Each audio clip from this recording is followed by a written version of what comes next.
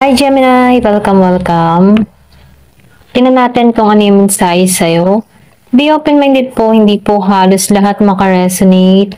Thank you nga po pala sa mga nagsusubscribe, sa mga bumabalik. Maraming pong salamat. Give me the message for Gemini. Ano yung mensahe sa'yo?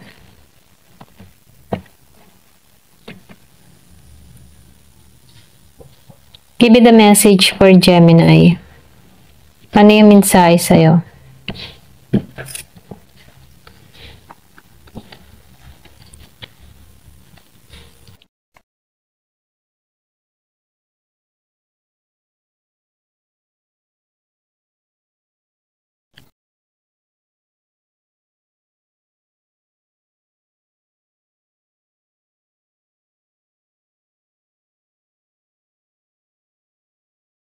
Nakikitaan ko dito, meron ditong tao na alam mo yung tipo na ayaw niya nang simulan, ayaw niya nang tanggapin. Meron siyang hinuhusgahang tao dito, or pwede rin meron ka ditong tao na meron kang nakatampuhan, nakaaway, or pwede rin na meron ditong tao na nagbigay ng pasakit sa'yo na ayaw mong makipagkasundo, ayaw mo ng bagong simula dito, ayaw mo na sa kanya, nawawalan ka na ng amor dito. So, ang nakikitaan ko dito yung pag-uusig mo. Pero meron ditong tao na gusto makipag-ayos sa'yo. Inuusig mo tong tao nito, hinusgahan mo to dahil sa ginawa niya sa'yo. Pero gusto ng tao nito na makipagkasundo sa'yo. Gusto nitong ayusin yung koneksyon, or kung meron ka mga kaalitan, nakaaway, katampuhan, kaibigan, kapamilya, ganyan. Gusto ng tao na to na makipag-ayos, okay? So, kung meron kang kadiling dito na Virgo, Capricorn, and Taurus, gusto ng tao na to na makipag-ayos sa'yo. Yung iba naman sa inyo, meron kang kadiling dito na Scorpio, Cancer, and Pisces. Ayaw mo na ng bagong simula dito. Ayaw mo na ng renewal. Nakikita ko dito, nawawalan ka na ng amor or gana sa tao na to. Ganon.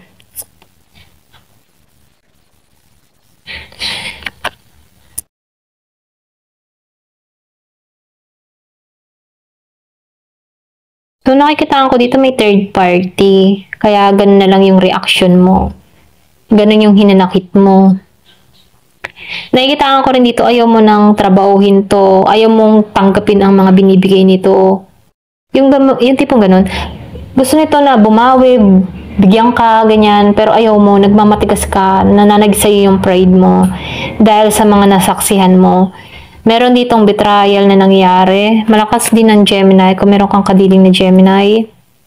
So, meron talagang hiwalay na nangyari dito. Nawawalan ka ng gana sa tao na to.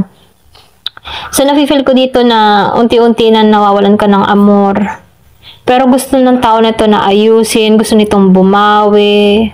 Gusto nito na bigyan ka. Pero ayaw mo na dito. Or kung ikaw yung may atraso dito, meron kang tao dito na ganun, ayaw na. Ayaw ka nang kausapin, okay? So, merong Year of the Snake, Year of the Dog. Meron ako nakitang umahas, tumaraydor, or meron ng agaw. So, meron ditong inagawan, ganun. So, nakita ko dito, nagiging madamo tong tao na to sa sitwasyon. Ayaw niyang intindihin tong tao niya. Kasi nasasaktan siya dito. Kumbaga, ito yung ganti niya dito. Ayaw niya na ng bago simula. Ayaw niya nang papasukin. Final decision na siya dito. Ayun. Kung kanino man to. So, nakikita ko dito, confident naman siya dito. Ito lang nakikita ko. Kaya ganun yung pag-ayaw niya dito sa tao niya. Or kahit sa mga kaibigan na trader sa kanya. Kaya niya yung sarili niya eh. Malakas siya, matatag siya. So, nakikita ko dito, nagiging kang matatag. O ikaw man yung pinag-ano dito yung bang niloko, no? Nagiging kang matatag dito. Kasi meron kang tao dito na young energy, or pwede rin sabihin na isip bata, hindi makapag-desisyon, madaling makuha. So, meron ka dito mga tanong kung bakit nagpatangay itong tao na to sa iba. Kasi meron ditong lumande, nangahas sa tao mo, na hindi mo tinatanggap na pinagtutulakan mo na siya dito. Pero parang doon ka na. Ayoko na sa'yo. Ganyan. Ito na napipil ko sa'yo. O, diba? Ayaw mo na talaga. Wala ka nang excite sa tao na to. Pwedeng nandidiri ka, wala ka ng gana. So, nakikita ko dito na nawawalan ka na ng amor, nagiging arrogante ka dito. Ganun yung energy mo. Pwede rin sabihin marami ka ng mga masasakit na salita na binatawan sa tao na to. Hanggang doon na lang yung iyong pag-ayaw dito. So, tingnan natin kung ano pa yung naghihintay sa'yo.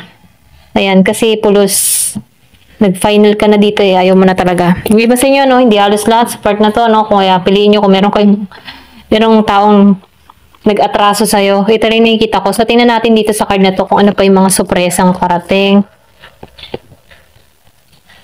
Give me the message. Ayan. So, talagang tiger ka. Leon ka. Okay? Meron ditong gagawa ng pagkilos sa'yo. Susugal to sa'yo. Magtitik at yan siya sa'yo. So, tingnan natin kung magkakaari ang tigre at leon. Okay? Nasa leon ka. Itong tao na to, tigre. So, susugal to sa'yo. Gusto nito, magsisimula siya sa'yo muli, okay? Magsisimula muli itong tao na to sa'yo. Ito lang nakikita ko. So, may magsisimula. May maglalakas loob sa leon, okay? Ikaw yung nasa part ng leon eh. Ang ganun yung energy mo, leon. So, yung tao mo dito, tigre. So, meron dito grapes. So, nasa tuon ka ngayon sa magsasaya ako. Walang makakapigil sa akin. Maglalabas muna ako. Ganyan. Ganun yung nasa kaisipan mo eh. Gusto mo magliwaliw, makalimot, ganun. So, nafe-feel ko dito, binabalanse mo yung sitwasyon mo, nagiging kang maingat sa mga ginagawa mo. Ayaw mong ma-involve sa ganito, ganyan.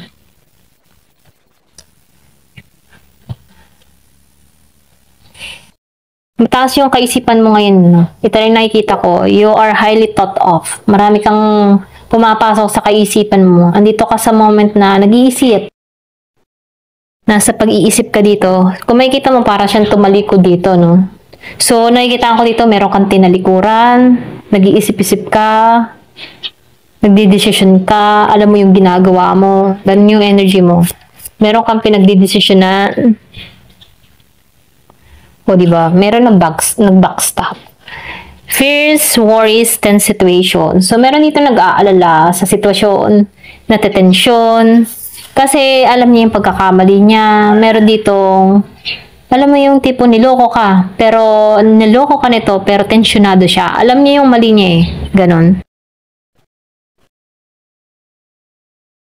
So, ingat, okay? Huwag ka na muling susugal, huwag ka magtitik ng risk, huwag kang pabigla-bigla sa desisyon mo. So, kailangan mo mag-ingat dito. Ito lang yung mensahe. Do not take risk. Be careful. Pwedeng be careful sa mga bibitawan mong salita. Be careful sa gagawin mo. So, mag-isip-isip ka muna. Ganun. So, meron dito, mahilig sa sex. Meron kang taong kadiling na mahilig sa sex. Pwedeng natukso, pwedeng inakit, or pwedeng tuksoin ka muli nito. Ayan. So, pwedeng meron siyang isumbat sa'yo dito about sa sexual matter. Mahilig to. Ayan. Meron kang taong sobrang kahiligan. Kaya yan, inahas. So, meron dito na high stock. Karma. Merong karma. Lahat ng mga ginawa, babalik din sa kanya. So, may naman, no, pakawalan mo na lang yung sarili mo dito. Hayaan mo siyang ma-receive niya yung karma niya. Okay? So, ang gawin mo dito, umiwas ka na lang sa tao na to. Ito lang yung mensahe. Pwedeng yung karma niya dito kung meron nangyari dun sa tao.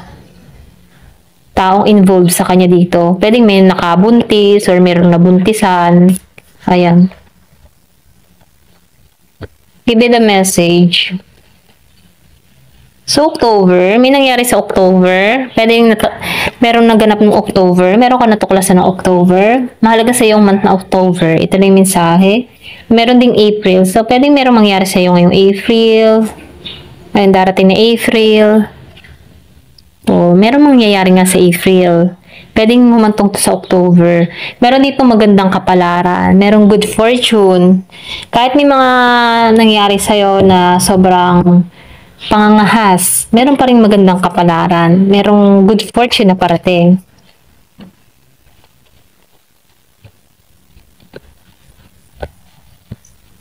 Or pwede meron kang kadiling pinanganak no October and April. Yung iba sa inyo.